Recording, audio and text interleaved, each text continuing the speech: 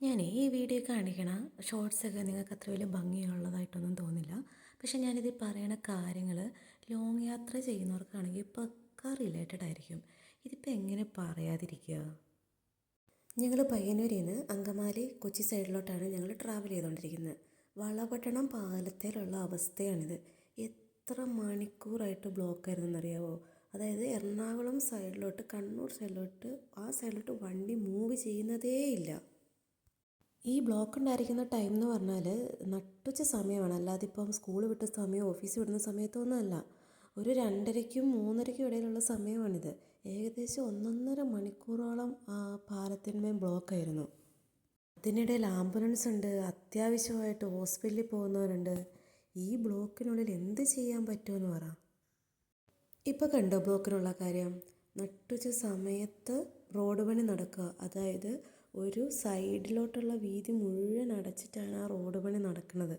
അതിൻ്റെ കൂടെ വലിയ വാഹനങ്ങൾ, ലോറി, ബസ് ഇതെല്ലാം അവർ കടത്തി വിടുകയും ചെയ്യുക. പിന്നെ എങ്ങനെയാണ് വണ്ടി മൂവ് ചെയ്യാൻ പറ്റുക? ഒരു സൈഡിലോട്ട് നിങ്ങളിപ്പോൾ നോക്കിക്കോ, കണ്ണൂർ സൈഡിലോട്ട് വണ്ടി മൂവ് ചെയ്യാൻ തുടങ്ങി. അപ്പോൾ ഓപ്പോസിറ്റ് സൈഡിലോട്ട് വണ്ടികൾ കെട്ടിക്കിടക്കുകയാണ്.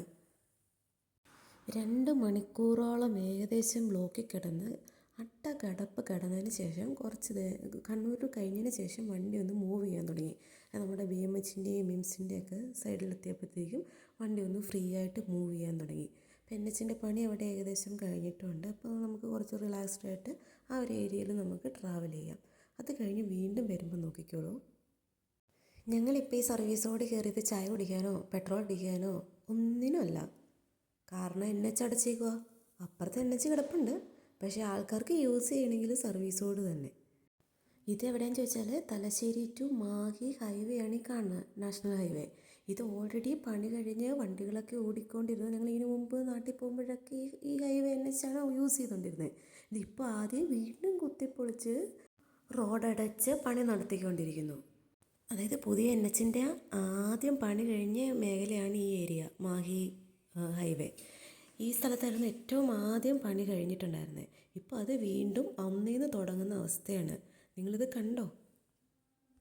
പിന്നെ ഹൈവേ ഇല്ലെങ്കിലും ടോളിന് കുറവൊന്നുമില്ല. ടോളൊക്കെ കൊടുത്തിട്ട് തന്നെ വേണം നമ്മൾ പോകാൻ വേണ്ടിയിട്ട്. മാഹി നമ്മൾ ഒരുവിധം പാസ് ചെയ്തു. അടുത്തത് വടകരയിലോട്ട് കയറുമ്പോൾ ഉള്ള അവസ്ഥ നിങ്ങളിത് കണ്ടോ? എത്ര മണിക്കൂറത്തെ ബ്ലോക്കായി കാണിക്കണമെന്നറിയാമോ? വടകരയിൽ കെട്ടിക്കിടക്കുകയാണ് വണ്ടികൾ. ഇത് നിങ്ങൾ ഈ ഗൂഗിൾ മാപ്പിൽ കണ്ടോ? ഈ ബ്ലോക്കിനിടയിൽ ഒരു തുള്ളി വെള്ളം പോലും കിട്ടുമെന്നുള്ള പ്രതീക്ഷ വേണ്ട. ഇങ്ങനെയുള്ള കടകളാണ് നമ്മൾ വഴിയരിയിൽ കാണുന്നതും.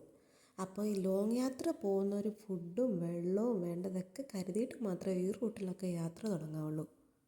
എനിക്ക് തോന്നുന്നു ഈ നമ്മുടെ വടക്കോട്ട് പോകുമ്പോൾ ഒട്ടും പണി നീങ്ങാത്ത ഒരു സ്ഥലം ഈ വടകരയാണ്. വടകര ഈ NH വരുന്നതിന് മുമ്പ് അത്യാവശ്യം നല്ല വീതിയുള്ള റോഡും നല്ലൊരു പട്ടണവും നല്ല വൃത്തിയുള്ളൊരു പട്ടണമായിരുന്നു.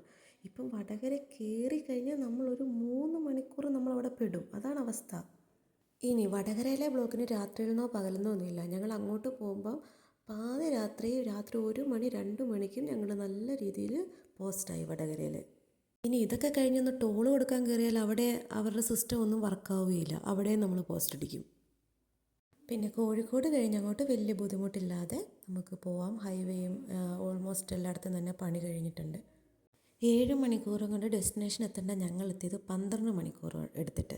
അതിൽ 1 മണിക്കൂർ ഞങ്ങളുടെ EV ചാർജ് ചെയ്യാൻ വേണ്ടി വെയിറ്റ് ചെയ്തെന്ന് വിചാരിക്കാം. എന്നാലും ബാക്കി ടൈമോ ആദ്യം ഒന്ന് പണിയും. ആ പണിയാൻ നേരത്ത് മനുഷ്യന്മാരെ മുഴുവൻ കഷ്ടപ്പെടുത്തും.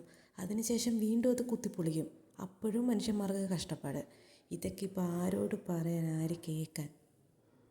എന്നിട്ട് വഴിയരികിൽ എഴുതി വെക്കും, ടുഡേയ്സ് പേഷ്യൻസ് ടുമോറോസ് കംഫർട്ട്.